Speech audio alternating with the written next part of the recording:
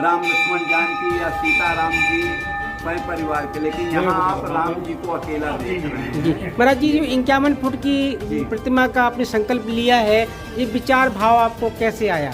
ये विचार भाव ऐसे आया कि पहले तो हमको यहाँ जब महंत बना दिया गया तो मेरे पहले यहाँ 2-3 महंतों की हत्या हो गई थी, मर्डर हो गए थे, यहाँ कोई साधु ही नहीं रुक पाता था।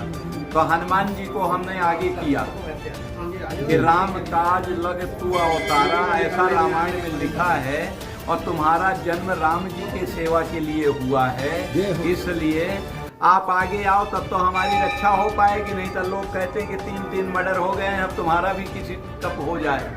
तो हनुमान जी प्रत्यक्ष कृपा किए, और जहाँ हमारे पास कोई साइकिल तक नहीं थी चलने को, अदालत कचहरी जाने को, कोई पाव भर आटा दे जाए तो टिक्कड़ बना लेते थे, कुछ था नहीं। ये सन 90 की बात है बता रहा हूँ। ऐसे हनुमान जी की कृपा हुई कि आज ये मध्य प्रदेश में एक जैसा इकलौता स्थान आजान बाहु सरकार का माना जाता है, ऐसे सब चीज हो गया। जी महाराज जी, घोड़ा बस जेसीबी दुनिया बस। महाराज जी, जो भंडारा हो रहा है वो कितने वर्षों से लगातार आप कर रहे हैं? हम तो 89 से कर रहे हैं। जी महाराज जी। और 16/11/91 को इस पीठ का, ये निर्मोही अखाड़े का एक प्रतिष्ठित पीठ है। तो इस पीठ का पीठाधीश्वर मुझे बनाया गया था। तो उसी दिन अक्षय नवमी पर्व था, उस दिन मेरी महंताई हुई थी और विशाल शोभा यात्रा नगर में निकली थी। नगर के लोगों का भोज भंडारा हुआ था। तब से बराबर 16/11/91 से इसी तरह मनाते चले जा रहे हैं। धीरे धीरे सने सने जनता की आवागमन बढ़ा, नहीं तो पहले कोई यहाँ दर्शन ही करने नहीं आता था, लोग घर।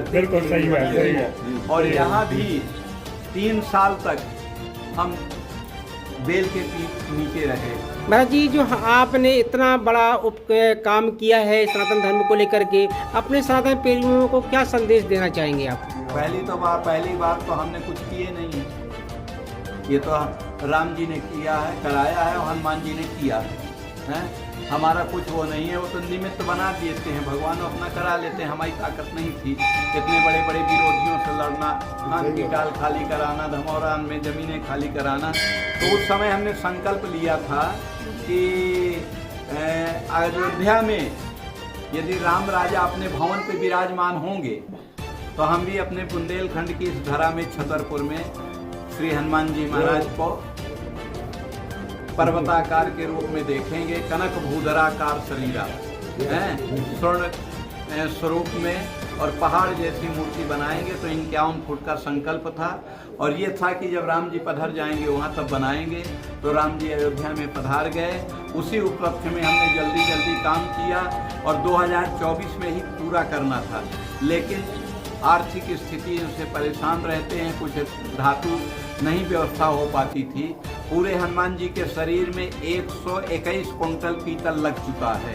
अभी पूंछ बाकी है और गदा बाकी है, जिसमें 35 क्विंटल लगना है। नहीं व्यवस्था हो पाई, अब 2 महीने से भट्टी नहीं चल पाई, पीतल की व्यवस्था नहीं। तो कारीगर लेबरों का कहना है कि यदि आप समय समय से हमें सामान देते रहोगे तो हम 2.5-3 महीने में पूरा कर देंगे काम।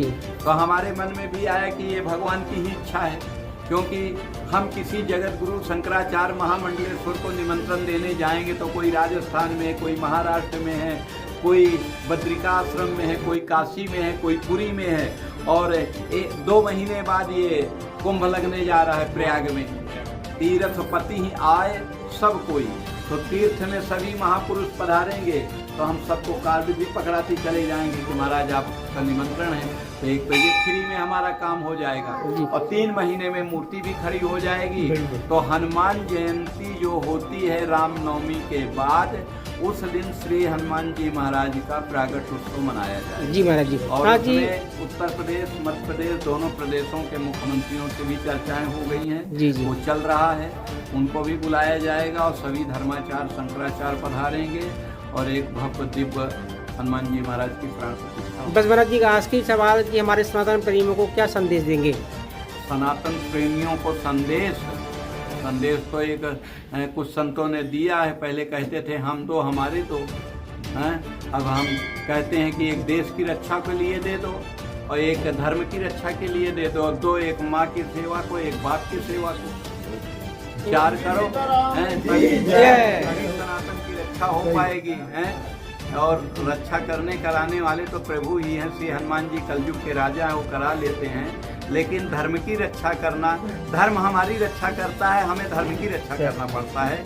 इसलिए सभी सनातन धर्मी जो हैं एकजुट रहना चाहिए और भगवान पर भरोसा करना चाहिए।